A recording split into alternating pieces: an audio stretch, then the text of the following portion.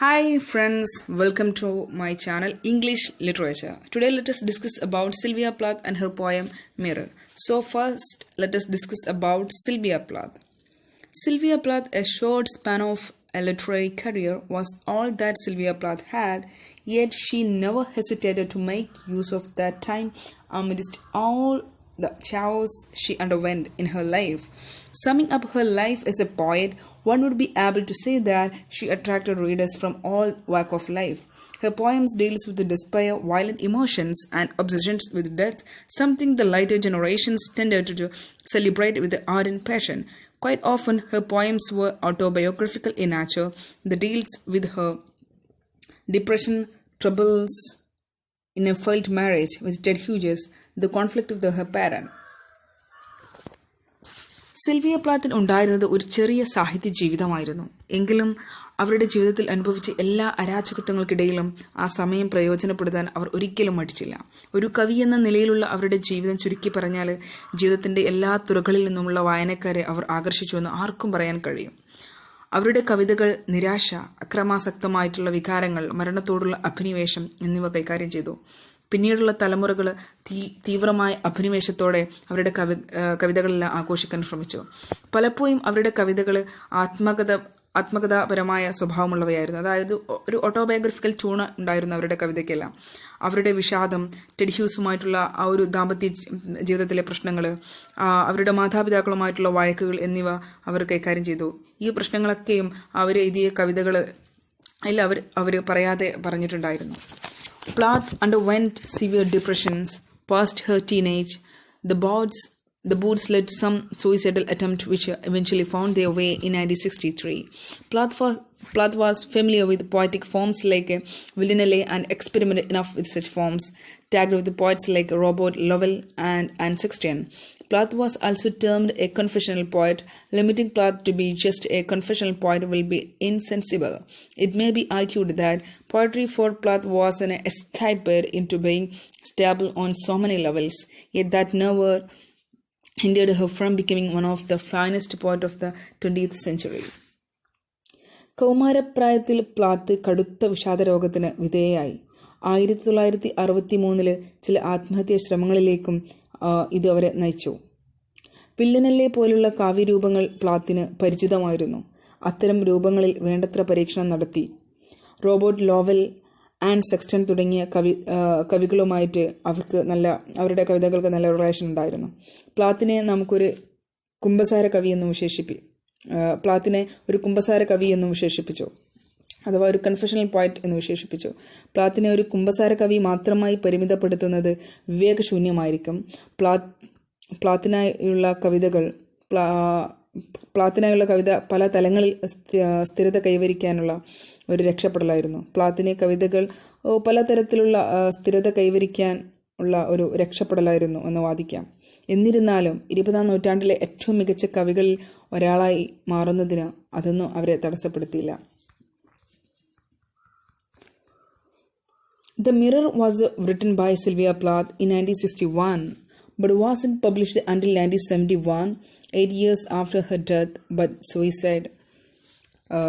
suicide. The free verse poem tells the story of a woman who continuously looks at her reflection, first in a mirror and then in a lake. The poem is written from the mirror's perspective and details what it sees and how it relates to the woman and other objects within its views. The primary meaning of the poem has interconnected parts that reveals truth about both the mirror and the female observer. Mirror എന്ന ഈ poem 1961 Sylvia പ്ലാത്ത് എഴുതിയത്. പക്ഷേ 1900 വരെ അത് പ്രസിദ്ധീകരിക്കപ്പെട്ടിട്ടില്ല. അവർ ആത്മഹത്യ ചെയ്ത് 8 വർഷത്തിന് ശേഷമാണ് ഈ മിറർ എന്ന പോയം പബ്ലിഷ് ചെയ്തത്. ആദ്യം കണ്ണാടിയിലും പിന്നീട് തടാകത്തിലും തൻ്റെ പ്രതിബിംബത്തിലേക്ക് തുടർച്ചയായി നോക്കുന്ന ഒരു സ്ത്രീയുടെ കഥയാണ് ഈ ഒരു ഫ്രീവേസ് കവിത പറയുന്നത്. കണ്ണാടിയുടെ വീക്ഷണകോണിൽ നിന്നാണ് കവിത എഴുതിയിരിക്കുന്നത്. അത് എന്താണ് കാണുന്നതെന്നും അത് സ്ത്രീയുമായി മറ്റു വസ്തുക്കളുമായി എങ്ങനെ ബന്ധപ്പെട്ടിരിക്കുന്നുവെന്നും വിശദീകരിക്കുന്നു. കവിതയുടെ പ്രാഥമിക അർത്ഥത്തിൽ കണ്ണാടിയെയും സ്ത്രീ നിരീക്ഷകനെയും കുറിച്ചുള്ള സത്യം വെളിപ്പെടുത്തുന്ന പരസ്പര ബന്ധിതമായ ഭാഗങ്ങളുമുണ്ട്. Mirror is a poem consisting of just 2 stanzas. Plath wrote this poem after she had given birth to her daughter Frida. The poem doesn't have a proper rhymes and uses enough enjambment. The poem may be read as an exploration into the self. The mirror shows everything as it is. The very first line put forward a word like preconceptions. With the preconceptions, one may be able to pretend. The mirror pretend nothing and it shows everything exactly. The mirror swallows everything that appears in front of it. One might say that everyone discriminates according to their preferences, likes and dislikes, and so on. The mirror, on the other hand, does not hold anything back, acting as the eye of little coward that sees all the corners. The mirror absorbs everything without any partiality. 2 സ്റ്റാൻസുകൾ മാത്രമുള്ള ഒരു പോയമാണ് ഈ mirror എന്ന ഈ poem. മകൾ ഫ്രീദയ്ക്ക് ജന്മം നൽകിയതിനു ശേഷമാണ് പ്ലാത്ത് ഈ ഒരു പോയം എഴുതിയിരിക്കുന്നത്. കവിതയ്ക്ക് ശരിയായ ഒരു റൈമില്ല, എന്നാൽ ആവശ്യത്തിന് എൻചാപ്മെൻ്റ് അവരിതിൽ ഉപയോഗിക്കുന്നുണ്ട്. എൻചാപ്മെൻ്റ് എന്ന് പറഞ്ഞിട്ടുണ്ടെങ്കിൽ ഒരു വരിയുടെ അവസാനത്തെ വാക്ക് നിർത്താതെ അടുത്ത വരിയിൽ ഉപയോഗിക്കുന്നതിനാണ് എൻചാപ്മെൻ്റ് എന്ന് പറയുന്നത്.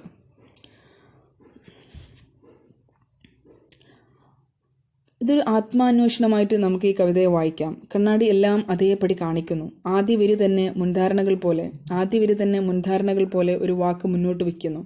മുൻവിധികളോടെ ഒരാൾക്ക് അഭിനയിക്കാൻ കഴിഞ്ഞേക്കും. കണ്ണാടി ഒന്നും നടിക്കുന്നില്ല, അതെല്ലാം കൃത്യമായി കാണിക്കുന്നു. കണ്ണാടി അതിൻ്റെ മുന്നിൽ കാണുന്നതെല്ലാം വിഴുങ്ങുന്നു. ഓരോരുത്തരും അവരവരുടെ ഇഷ്ടാനിഷ്ടങ്ങൾ, ഇഷ്ടങ്ങൾ, അനിഷ്ടങ്ങൾ തുടങ്ങിയവയ്ക്കനുസരിച്ച് വിവേചനം കാണിക്കുന്നുവെന്ന് ഒരാൾ പറഞ്ഞേക്കാം.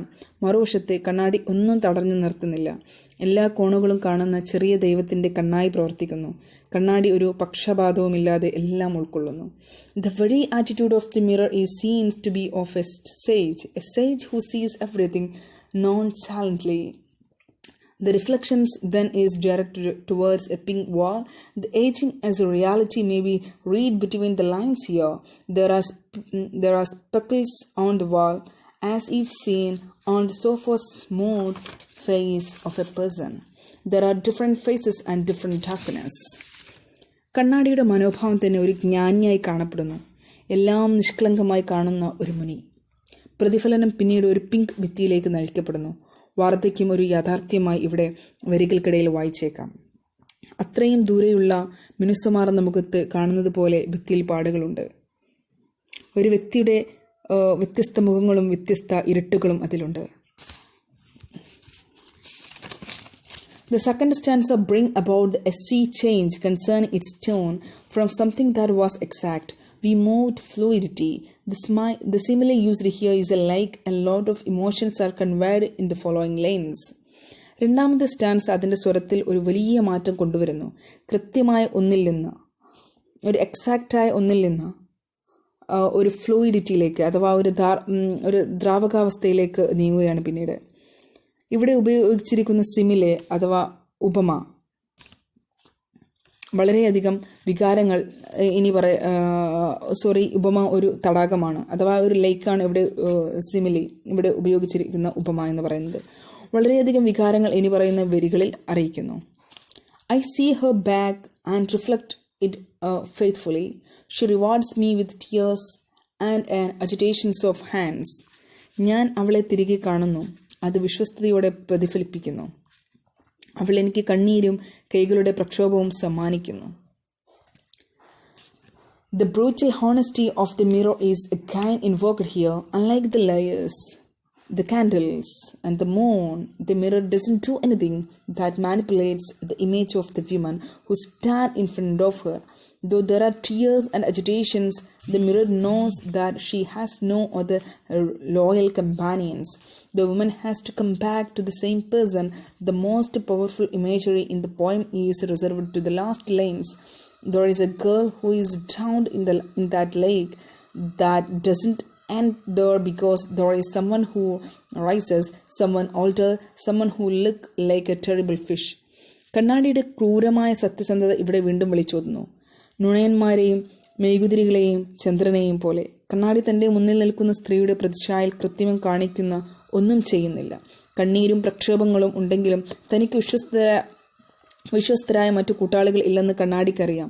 സ്ത്രീക്ക് അതേ വ്യക്തിയിലേക്ക് തിരികെ വരണം. കവിതയിലെ ഏറ്റവും ശക്തമായ ഇമേജറി അവസാന വരികളിൽ ഒതുക്കി വച്ചിരിക്കുന്നു. ആ തടാകത്തിൽ മുങ്ങി മരിച്ച ഒരു പെൺകുട്ടിയുണ്ട്. അത് അവിടെ അവസാനിക്കുന്നില്ല. കാരണം ഉയരുന്ന ഒരാൾ, പ്രായമായ ഒരാൾ, ഭയങ്കര മത്സ്യത്തെ പോലെ കാണപ്പെടുന്ന ഒരാൾ. One of the most important figure of speech used in the poem is personification.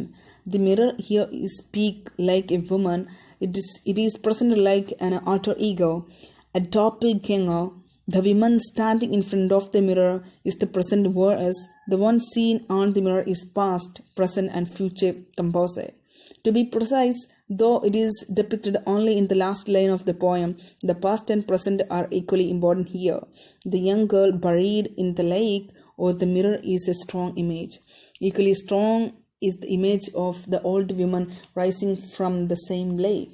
The very act of swallowing up from the perspective of the mirror may be extended to that of the poet herself. She tried to absorb everything that comes her way in an act of desperate attempt to fit in. Whether it makes any sense in her surrounding is debatable. In a way, this may be stretched to talk about dilemma the modern sophisticated human beings undergoes. Irrespective of the gender, the plight of someone trying hard to fit in the society can be read in these lines. കവിതയിൽ ഉപയോഗിച്ചിരിക്കുന്ന സംഭാഷണത്തിൻ്റെ ഏറ്റവും പ്രധാനപ്പെട്ട രൂപങ്ങളിലൊന്ന് വ്യക്തിത്വമാണ്. ഇവിടെ കണ്ണാടി ഒരു സ്ത്രീയെപ്പോലെ സംസാരിക്കുന്നു. ഒരു ആൾട്ടർ ഈഗോ, ഒരു ഡോപ്പിൾഗഞ്ചർ പോലെയാണ് ഇത് അവതരിപ്പിക്കുന്നത്. കണ്ണാടിക്ക് മുന്നിൽ നിൽക്കുന്ന സ്ത്രീ വർത്തമാനകാലമാണ്. എന്നാൽ കണ്ണാടിയിൽ കാണുന്നത് ഭൂതവും വർത്തമാനവും ഭാവിയും ചേർന്നതാണ്. കൃത്യമായി പറഞ്ഞാൽ കവിതയുടെ അവസാന വരിയിൽ മാത്രമേ അതിൻ്റെ ഒരു അവസാന വരിയിൽ മാത്രമേ ചിത്രീകരിച്ചിട്ടുള്ളൂ എങ്കിലും ഭൂതകാലവും വർത്തമാനകാലവും ഇവിടെ ഒരുപോലെ പ്രധാനമാണ്. ആ ഒരു ലേക്കിൽ അടക്കം ചെയ്ത പെൺകുട്ടി അല്ലെങ്കിൽ കണ്ണാടി കണ്ണാടി ഒരു ശക്തമായിട്ടുള്ളൊരു ഇമേജാണ് ഇവിടെ. പിന്നീട് അതുപോലെ തന്നെ ആ ഒരു ഓൾഡ് വിമൺ, ആ ഒരു അതേ ലേക്കിൽ നിന്ന് തന്നെ ഉയർന്നു വരുന്ന ആ ഒരു ഓൾഡ് വുമണും അതും ശക്തമായിട്ടുള്ളൊരു ഇമേജറിയാണ്.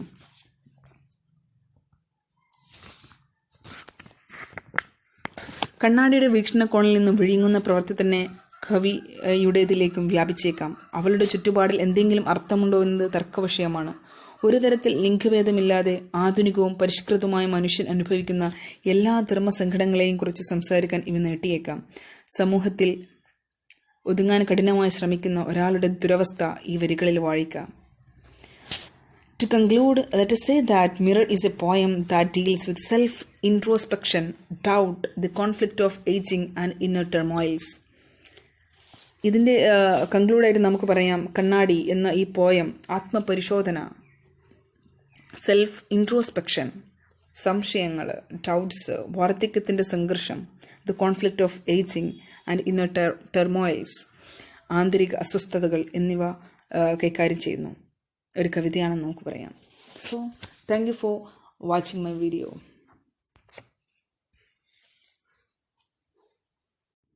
Hi friends, welcome to